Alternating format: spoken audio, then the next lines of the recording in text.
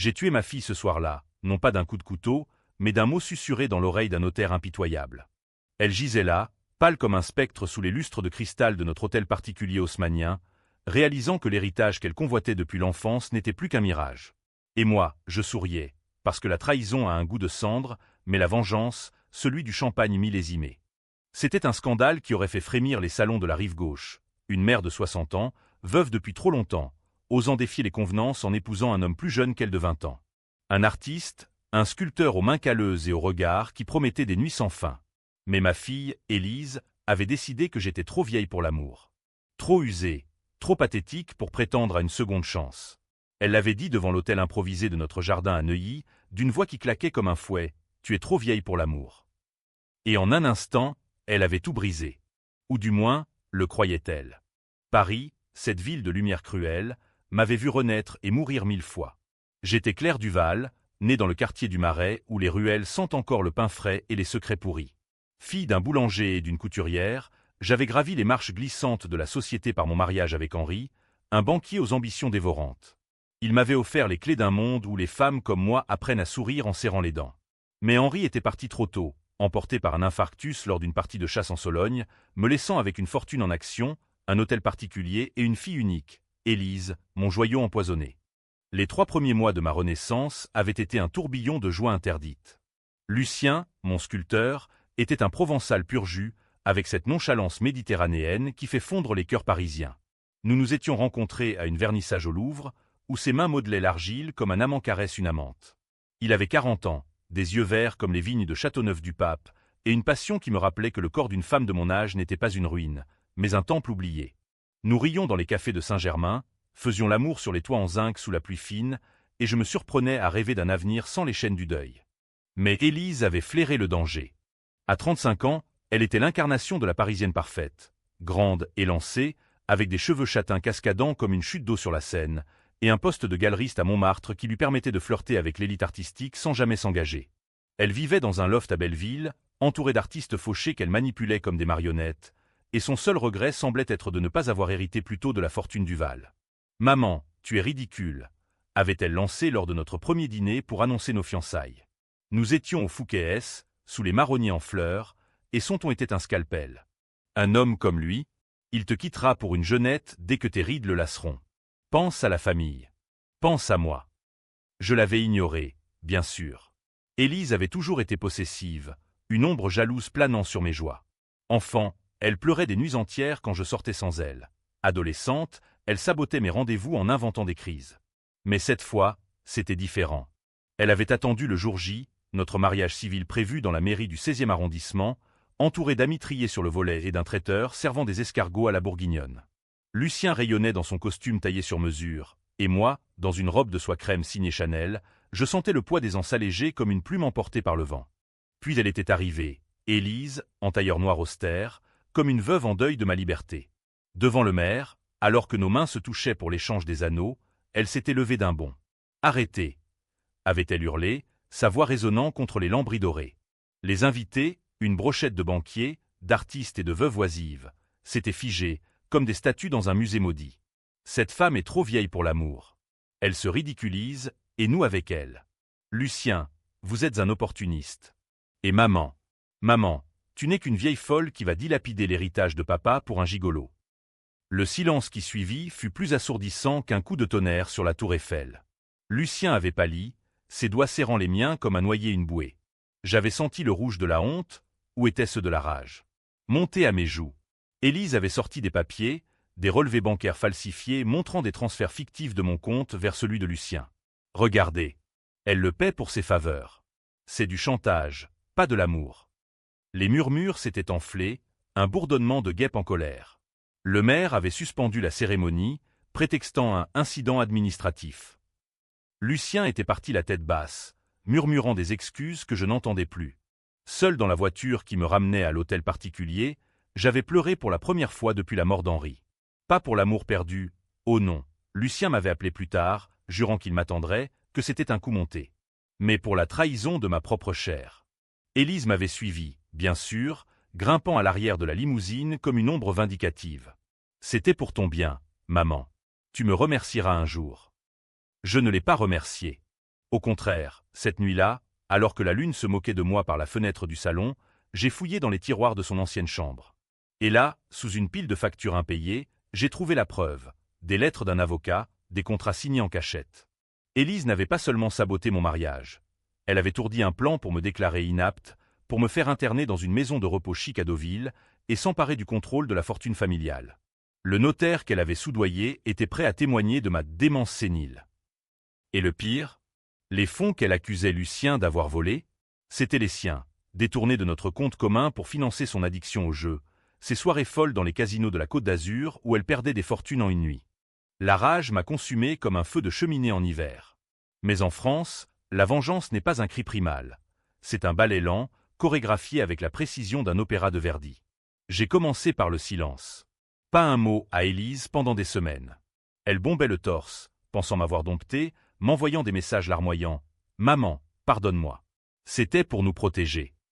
Je répondais par des silences, des absences.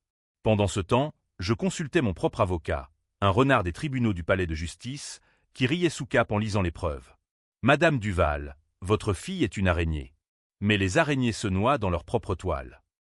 Le premier coup fut subtil.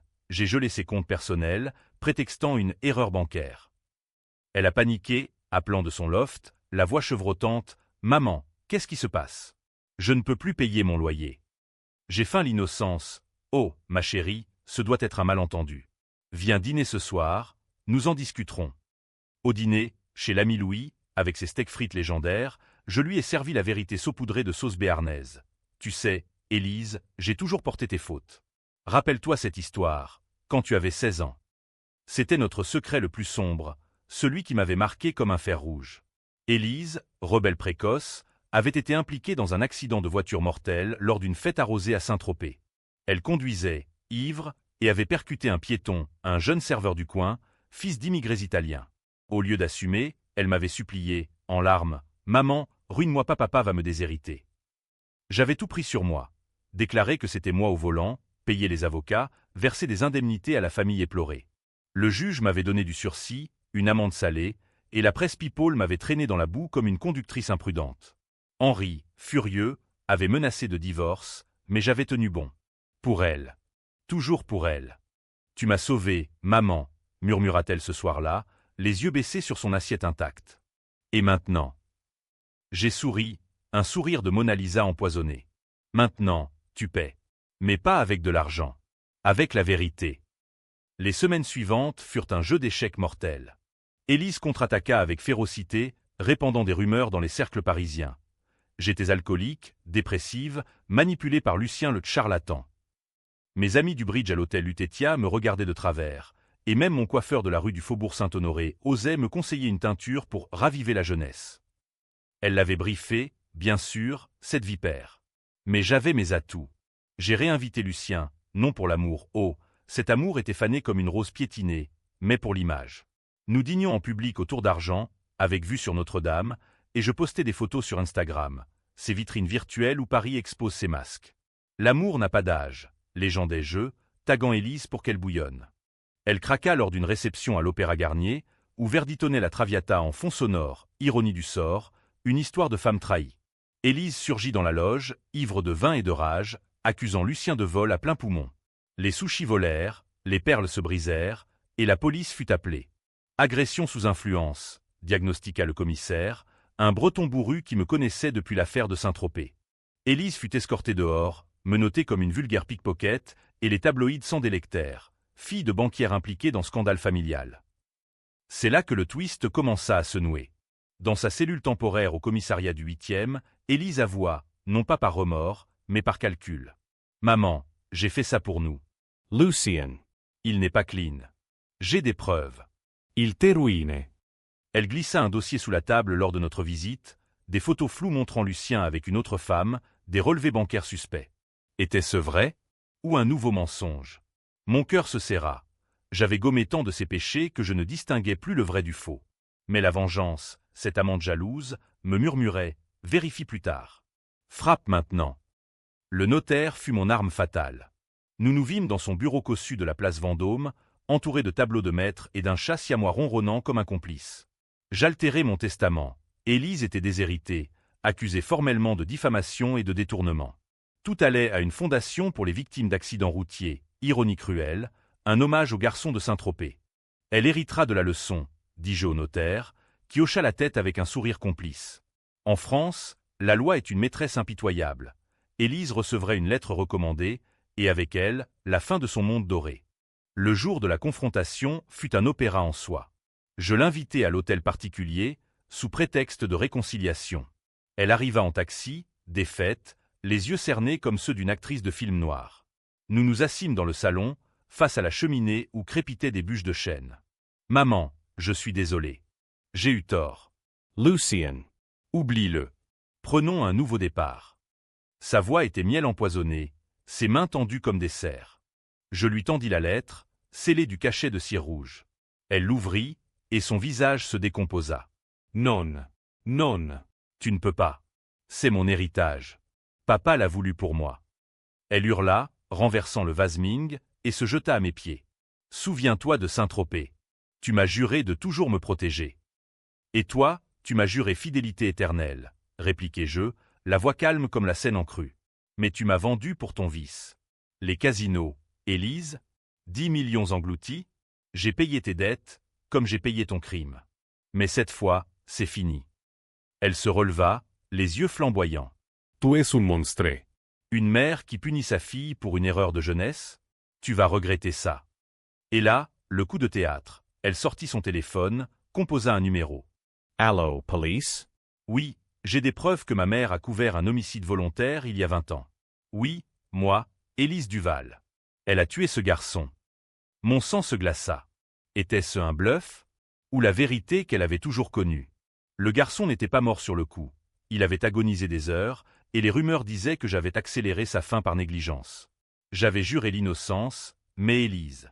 Avait-elle vu? Le téléphone sonna chez moi presque aussitôt. Le commissaire, Madame Duval, une plainte pour complicité de meurtre. Pouvez-vous venir? Dans ce moment suspendu, alors qu'Élise ricanait triomphante, je compris le vrai twist. Elle n'était pas la victime, elle était le miroir de ma propre noirceur. J'avais créé ce monstre en le protégeant trop. Mais la vengeance, cette garce imprévisible, offrit sa clémence finale. Au commissariat, les preuves d'Élise s'effondrèrent, photos truquées, témoignages achetés. Et le dossier de Lucien? Faux, fabriqué par un ex-amant jaloux d'Élise elle-même. Libéré au petit matin, je rentrais seul. Lucien m'attendait sur le perron, mais je le renvoyais d'un geste. L'amour était un leurre, la solitude, ma couronne. Élise, elle finit en thérapie à Genève, déshéritée mais vivante, écrivant des lettres que je ne lisais pas. Était-ce une fin heureuse? Pour moi, oui, j'avais brisé les chaînes. Pour elle, une tragédie. Et pour le lecteur? À vous de juger, une mère monstrueuse ou une femme enfin libre. Paris bruissait sous la pluie, indifférente. J'allumai une cigarette sur le balcon, regardant les lumières de la ville qui ne dort jamais. La revanche avait un prix, mais oh, quel arôme enivrant. Les jours suivants furent un brouillard de formalités judiciaires et de regards en coin. Paris, cette grande actrice, feignait l'oubli. Les bistrots du Marais servaient toujours leur oignon soupe fumante. Les vendeuses de Galerie Lafayette plissaient les yeux derrière leur masque de courtoisie, mais je sentais les murmures suinter des murs. La Duval, cette sorcière qui a déshérité sa propre fille. J'avais gagné la bataille, mais la guerre des réputations ne s'achève jamais en France, où les scandales sont des vins qu'on fait vieillir pour mieux les savourer. Je repris ma routine, ou du moins son illusion. Les matins au jardin du Luxembourg, où les fauteuils verts accueillent les veuves comme moi pour des parties de belote impitoyables. Les après-midi à feuilleter le monde dans un café de la Contrescarpe, sirotant un café crème trop amer. Mais Élise hantait mes nuits, son fantôme glissant dans les rêves comme une brume de Seine. Je revoyais son visage déformé par la rage, cette grimace qui rappelait tant celle d'Henri quand il perdait au poker. Était-ce l'hérédité du vice, ou ma faute à moi, qui l'avait élevé dans le velours de l'impunité? Lucien tenta de revenir, bien sûr. Il débarqua un soir d'automne, les bras chargés de roses de la vallée de la Loire, son accent provençal chantant comme une sérénade ratée. Claire, mamie, c'était un cauchemar. Laisse-moi te sculpter à nouveau, te rendre à la vie. Nous étions dans la cuisine, où la cuisinière préparait un coq au vin qui embaumait l'air de regret. Je le regardais, vraiment, pour la première fois depuis le fiasco. Ses yeux verts étaient lasses, ses mains tremblaient légèrement, l'âge ou la peur. Lucien, l'amour est une sculpture fragile. Tu l'as vu se briser. Pars, avant que je ne te casse moi-même. Il partit, la queue basse, mais pas sans laisser une fissure en moi. Seul, je fouillais les souvenirs, ces albums photos jaunis cachés dans le grenier. Élise bébé, rose et hurlante, dans mes bras épuisés après l'accouchement à la clinique de la Muette. Élise à 5 ans, riant sur les manèges de la fête des Tuileries. Et puis, l'ombre, à 16 ans, cette photo volée de la plage de Pamplonne, où elle dansait torse nu avec des garçons en short de bain, un cocktail à la main. Saint-Tropez, ce nid de vipères dorées, où j'avais tout perdu pour la sauver. Le dossier qu'elle m'avait glissé à l'ami Louis n'était pas entièrement faux. J'embauchais un détective privé, un ancien flic du 36 quai des Orfèvres nommé Moreau, avec un cigare perpétuel et un cynisme à couper au couteau. Madame, votre sculpteur a des squelettes dans son placard. Pas des os propres. Il revint avec un rapport. Lucien avait fui un mariage raté à Aix-en-Provence, laissant derrière lui une ex-épouse ruinée et un enfant illégitime réclamant pension. Les transferts bancaires? Pas les miens, mais des prêts qu'il avait contractés en mon nom, via un notaire véreux. Élise avait vu juste, à sa manière tordue. Mais au lieu de me protéger, elle avait utilisé cela pour me détruire, par peur de perdre son trône. La trahison s'enracinait plus profond que je ne l'imaginais. Moreau creusa, et ce qu'il déterra me fit vomir dans les toilettes en marbre de l'hôtel particulier. Élise n'était pas seulement joueuse, elle était complice. Des années plus tôt, après la mort d'Henri, elle avait falsifié des signatures pour détourner des fonds vers un compte offshore à Monaco. Pas des millions, des centaines de milliers, assez pour ses nuits blanches aux tables de baccarat. Et moi, idiote confiante, j'avais co-signé sans vérifier, gérant le deuil comme une intendante zélée. Elle m'avait volé, et pire, elle m'avait fait endosser la culpabilité fiscale lors d'un audit en 2018. J'avais payé les amendes, soldé les dettes, tout en la couvrant encore. Pourquoi? Murmurai-je à l'air vide du salon, un verre de Calvados à la main. La réponse vint par courrier, une lettre d'Élise depuis Genève, où elle purgeait sa thérapie, mandatée par le juge. Maman, tu m'as tout donné, mais jamais assez. Papa te préférait, avec tes airs de sainte. J'ai dû me battre pour respirer. Lucien était la goutte, il t'aurait emporté, et moi, laissé pour compte. Pardonne-moi. Ou pas. Mais souviens-toi, nous sommes pareils. Pareil, cette idée me rongeait comme un acide. J'organisais une contre-attaque, subtile, à la française. Une soirée dans les salons de l'Hôtel Plaza Athénée, thématisée héritage et trahison. Invités triés, mes alliés du monde de l'art, des juges en retraite, et un journaliste de Le Figaro connu pour ses plumes acérées. Élise fut conviée par faux-semblant, via un billet anonyme promettant une réconciliation. Elle vint, bien sûr affamée d'apparence, dans une robe lanvin qui hurlait « Je suis de retour ». La soirée fut un chef-d'œuvre de tension. Sous les chandeliers de cristal, au son d'un quatuor à cordes jouant Ravel, je portais un toast, à l'amour qui défie l'âge, et aux filles qui apprennent trop tard le prix de la loyauté. Les rires fusèrent, nerveux, et Élise blêmit en voyant Moreau dans un coin, dossier à la main. Je la pris à part dans une alcôve tendue de velours rouge. « Lis ça, ma chérie. Tes dettes, tes mensonges. J'ai tout. Et maintenant, le monde entier le saura, à moins que tu ne signes. » Le document? Un accord. Elle renonçait à toute plainte, s'engageait à rembourser chaque centime et quittait Paris pour un exil volontaire en province. Disons, un petit appartement à Limoges, loin des lumières. En échange, silence radio sur Saint-Tropez. Ses yeux s'embuèrent, non de larmes sincères, mais de calcul. Tu me bannis? Comme une paria? Non, comme une adulte. Apprends à voler sans mes ailes. Elle signa, d'une main tremblante, et partit sans un mot, sa robe traînant comme un suaire. Le journaliste, briefé discrètement, titra le lendemain « Affaire Duval. Une fille repentie sauve sa mère d'un scandale ancien. » La vérité tordue, à mon avantage. Paris applaudit ma magnanimité, et moi, je ris dans l'ombre. Mais le calme n'est qu'un prélude à la tempête. 2 semaines plus tard, un appel anonyme « Madame Duval, votre fille n'est pas en thérapie. » Elle complote. Avec Lucien. Mon cœur s'emballa. Était-ce possible? Lucien, que j'avais chassé, et Élise, ma vipère, unie contre moi? Moreau confirma, des mails interceptés, des rendez-vous dans un bistrot obscur de la Bastille. Le twist se resserrait. Élise n'avait pas agi seule pour me ruiner. Elle avait pactisé avec mon amant pour un chantage double. Il la payait pour ses preuves, et elle le finançait pour ruiner mes finances. Une alliance de serpents. La rage revint, plus noire, plus française, celle des duels à l'épée dans les parcs enneigés. J'invitai Lucien à dîner, feignant la nostalgie. Au Meurice, sous les fresques de Matisse, je le confrontai. Tu l'as baisé, n'est-ce pas? Ma fille et ma confiance. Il nia, bafouilla, mais ses yeux le trahirent. Claire, c'était pour te tester. Elle m'a approché, promis la moitié si je te quittais. J'ai refusé. Au début. Au début. Ces mots me transpercèrent. Je payai l'addition, sortis dans la nuit parisienne, et appelai Moreau, finissons-les. Le plan fut ourdi comme un complot maçonnique. Faux documents pour Lucien, accusé de fraude artistique, ses sculptures, vendues comme originales, étaient des copies. Pour Élise, une plainte pour escroquerie aggravée, avec les mets comme clous dans son cercueil social. Le coup porta au cœur de l'hiver, quand la neige saupoudrait les toits de Montmartre. Lucien fut arrêté lors d'une expo à Beaubourg, menottes au poignet devant des critiques ébahis. Élise, rapatriée de Genève, se vit notifier une interdiction de territoire artistique, plus de galeries, plus de vernissage. Elle hurla au téléphone. « Tu nous détruis. » Pourquoi? Une fierté blessée? Pour l'équilibre, ma fille. Tu as renversé la table, je l'ai redressée. Mais au fond, je doutais. Étais-je la justicière ou la tyranne? Paris, avec ses cathédrales gothiques et ses sewers puants, reflétait ma dualité, lumière et ombre entrelacées. L'hiver 2025 s'abattit sur Paris comme un linceul gris, la Seine gelée en apparence, les platanes du boulevard Saint-Germain nus et suppliants. Mon hôtel particulier, ce mausolée haussmannien au parquet qui craque comme des os, devint mon bunker. Dehors, le monde bruissait de mon nom. Le Figaro titrait « La Duchesse de la Vengeance », un sobriquet ironique qui me fit sourire malgré tout.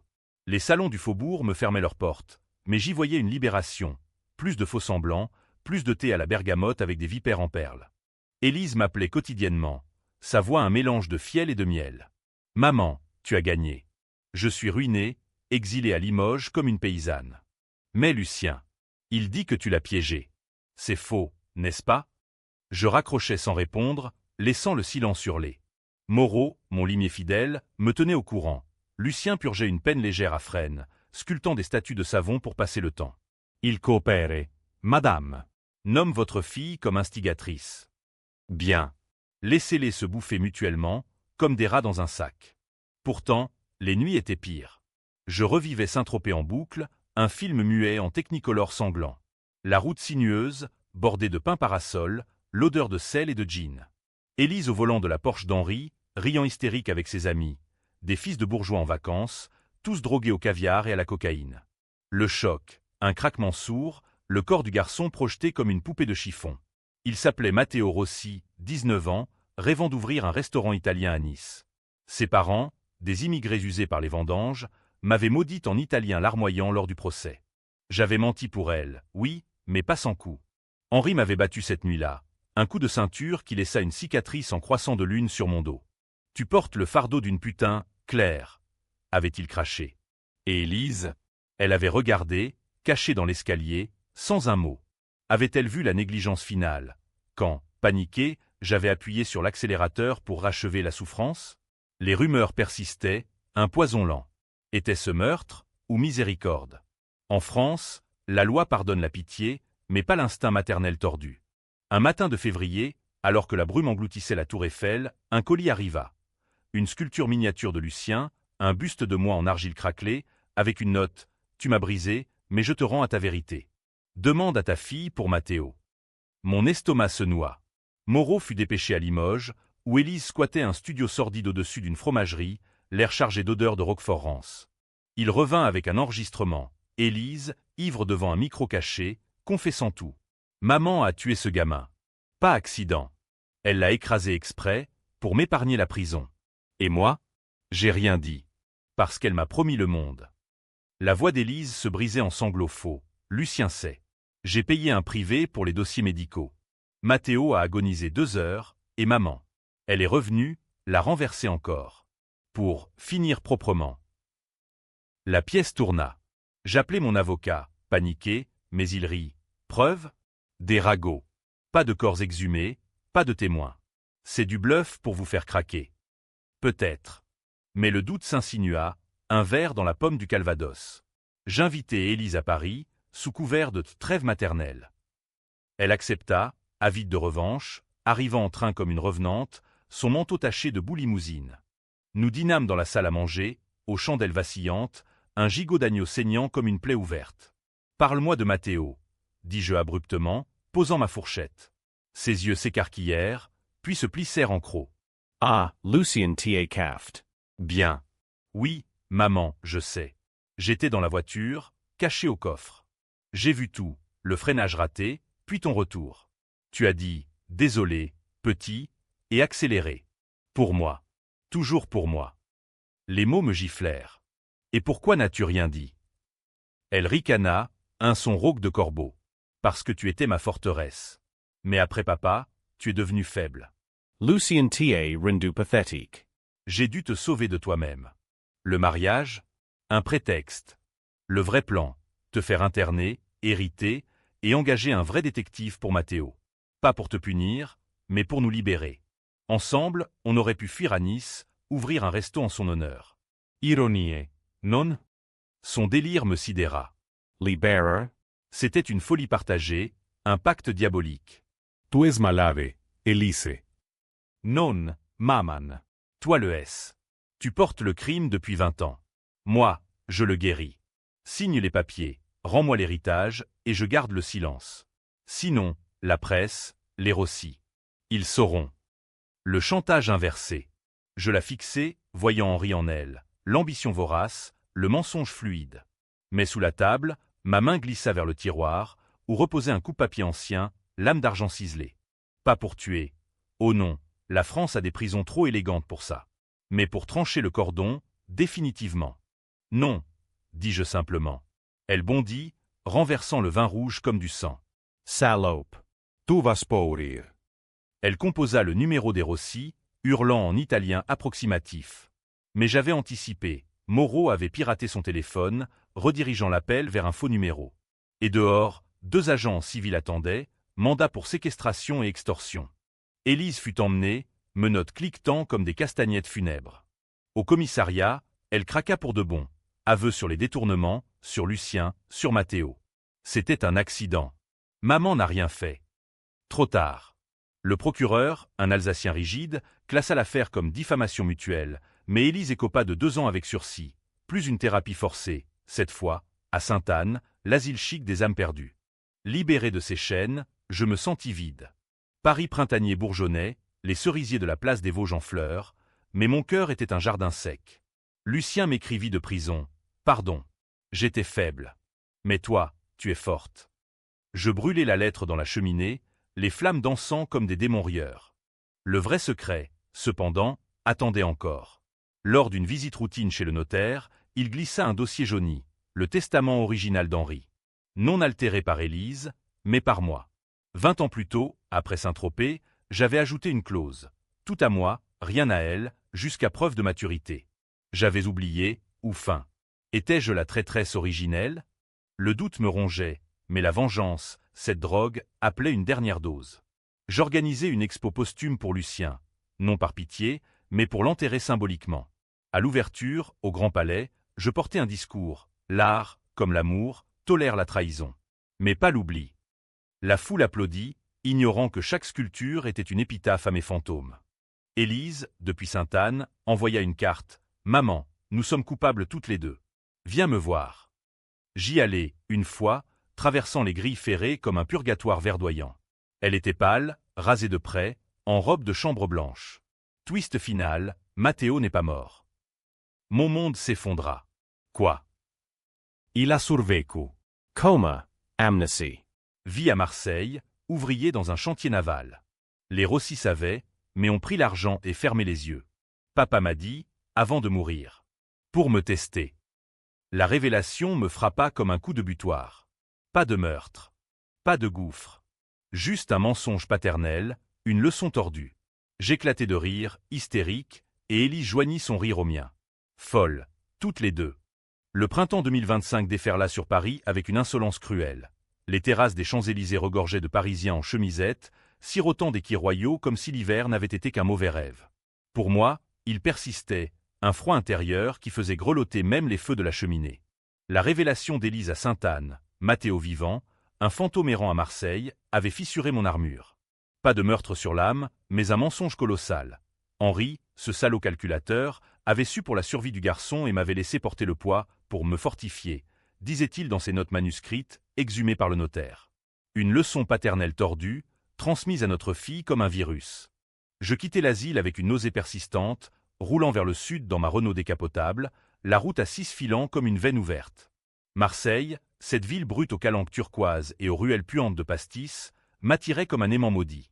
Trouver Matteo, pas pour absolution, mais pour achever le puzzle de ma vengeance. Élise avait glissé son adresse, un geste de paix fragile. Va le voir, maman. Demande-lui pardon. Où tue le secret? La cité phocéenne m'accueillit avec son chaos organisé. Pêcheurs criant sur le vieux port, scooters zigzagant entre les bougainvilliers. Je le trouvai dans un chantier naval du Frioul, torse nu sous le soleil impitoyable, soudant des coques rouillées. Matteo Rossi, 40 ans maintenant, cicatrice zébrant son visage comme une carte au trésor inversée. Ses yeux, d'un brun chaud comme le sable de la corniche, s'écarquillèrent quand je m'approchai, carte de visite en main, Claire Duval. Celle qui t'a presque tué. Il posa sa torche, essuya la sueur de son front buriné. Je sais qui vous êtes. Les journaux, récemment. L'affaire de la fille. Entrez, madame. Un pastis? Son accent chantant, mi-italien mi-provençal, désarmait. Dans sa cabane de chantier, encombrée de filets et de bouteilles vides, il raconta, comme à 6 mois, amnésie sélective. Il se rappelait la nuit, la voiture fantôme, mais pas le visage. Les Rossi avaient empoché l'indemnité, l'avaient renié comme un fils maudit. Ma mère disait, Dieu a voulu te garder pour une raison. Mais moi, je voulais juste oublier. Je confessais, mots acres comme de l'anisette. L'accident, Élise au volant, mon mensonge, le coup fatal, qui n'en était pas un.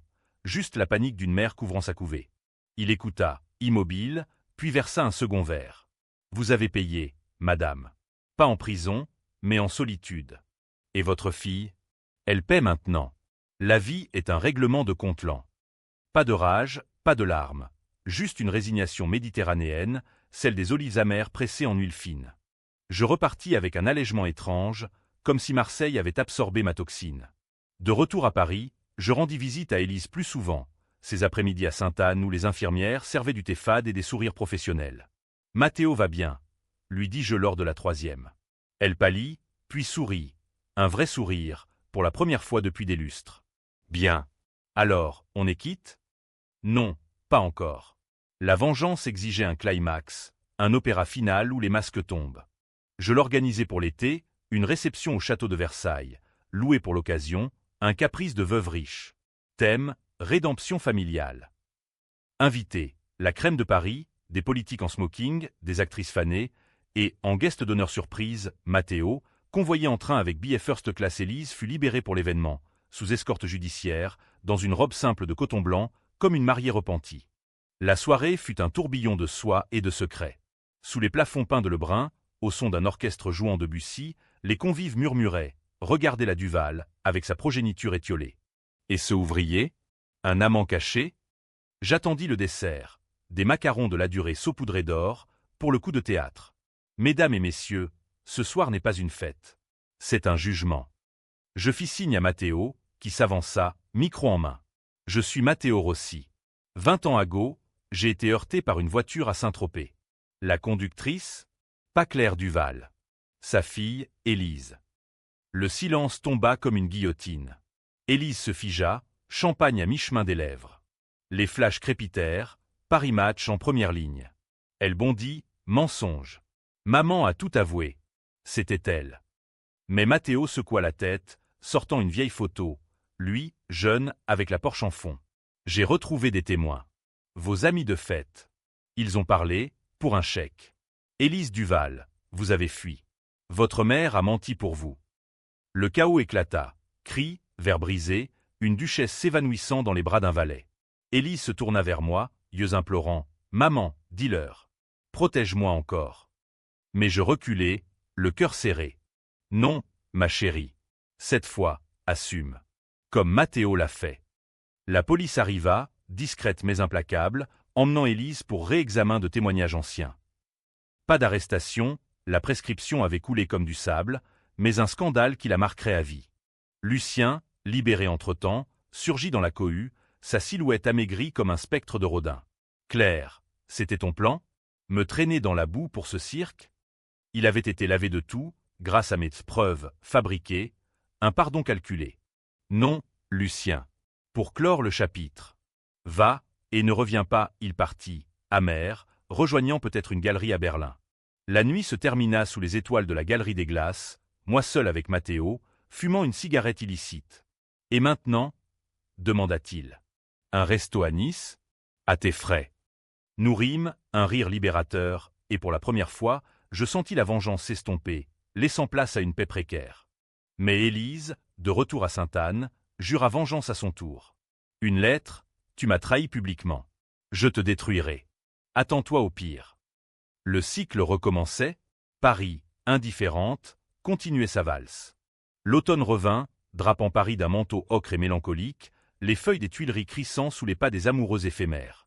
Versailles avait été mon Everest, une ascension glorieuse suivie d'une descente abrupte. La presse s'était déchaînée, le scandale Duval-Rossi, mère contre fille, un drame en 3 actes. Libération me peignait en matriarche vengeresse, le monde en victime d'une éducation toxique. Les salons rouvraient leurs portes, curieux de la duchesse repentie, mais je les snobais, préférant les bords de scène anonymes où les bouquinistes vendent des regrets à prix d'or. Élise fut relâchée après une semaine, le juge estimant le réexamen superflu, la prescription, cette clémence française, protégeait les vieux péchés. Mais le mal était fait, son nom, jadis synonyme de chic bohème, puait maintenant le scandale. Plus de galeries à Montmartre. Elle squattait un hôtel meublé près de la gare de Lyon, payant en menus travaux, serveuse dans un brasserie, versant des demi-pressions à des prolos hilars. Elle m'appelait sporadiquement, voire rauque de tabac bon marché, « Maman, tu as gagné. » Je suis rien. Mais Matteo, il te pardonne, et pas moi. Matteo, lui, avait refusé l'exil doré que je lui offrais. Pas d'aumône, madame. J'ai mon chantier, ma vie. Mais merci pour la vérité. Il partit pour Nice, non pour un resto fantasmé, mais pour un petit bistrot crétois, le Fantôme de Pamplonne, où il servait des mets à des touristes éblouis, sans jamais mentionner son passé. Nous correspondîmes, des cartes postales jaunies, lui décrivant la promenade des Anglais au crépuscule, moi les brumes du Louvre. Une amitié improbable, née des cendres. Lucien, le fantôme le plus tenace, tenta un dernier assaut.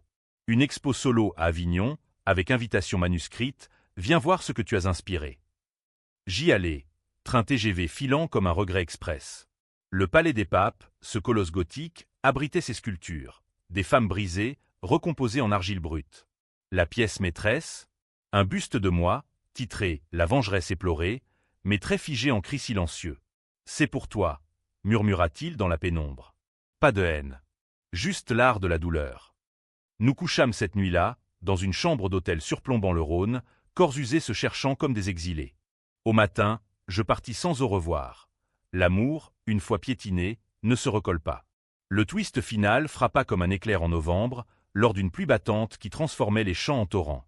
Un appel du notaire. « Madame Duval, votre fille est enceinte. » Deleucin. Elle veut que vous sachiez. Le monde bascula. Élise, cette louve solitaire, portant l'enfant de mon traître, elle débarqua le soir même, trempée, ventre à peine bombé sous un imperméable usé. Surprise, maman, ton sculpteur m'a gravé pour de bon. Nous nous assîmes au salon, tes fumant entre nous comme une trêve fragile. Pourquoi me le dire ? Demandai-je, voix neutre. Elle caressa son ventre, un geste presque tendre. Parce que tu as raison, on est pareil. J'ai voulu te détruire, comme tu m'as protégé, à mort. Mais ce gosse, il mérite mieux. Pas l'héritage empoisonné. Juste une grand-mère. Ses yeux, pour la première fois, étaient clairs, lavés par les larmes ou la peur. Le dilemme me déchira. Pardonner et perpétuer le cycle, ou punir et devenir le monstre qu'elle accusait? Paris, dehors, her late son indifference, klaxons, sirens, rires et touffes. Je pensais à Henri, à ses leçons cruelles, à Matteo, survivant sans haine. Reste, dis-je enfin, on élève ça ensemble. Mais pas d'argent. Du travail. De la vérité. Elle accepta, déménageant dans une chambre d'amis, peignant des natures mortes maladroites pour payer les couches. Lucien, informé par lettre, il promit de contribuer, de loin, à Berlin, sculptant des berceaux en exil. La naissance vint en mars 2026, une fille prénommée Rosa, aux yeux verts de son père et aux cris perçants d'Élise. Je la tins, cette minuscule furie, et sentis la vengeance s'évaporer comme une brume matinale. Était-ce une fin heureuse? Pour Rosa, peut-être une famille rapiécée, cousue avec des fils d'acier. Pour Élise et moi, une trégue armée, prête à rompre au moindre faux pas. Lebikatsuche. Si on y voyait la perte de l'innocence, Oui, j'avais gagné la liberté, mais perdu l'illusion d'une mère parfaite. Paris, témoin éternel, nous enveloppa de son aura ambiguë, lumière tamisée, secret bien gardé. Debout sur le balcon, Rosa babillant dans mes bras, je regardais la scène couler, indomptable. La revanche avait été un vin fort, mais la vie, un Bordeaux complexe, âpre, puis velouté. À vous, lecteurs, de choisir votre toast, à la justice impitoyable ou à la miséricorde tardive. Moi, je choisis le silence et un baiser sur le front de ma petite fille.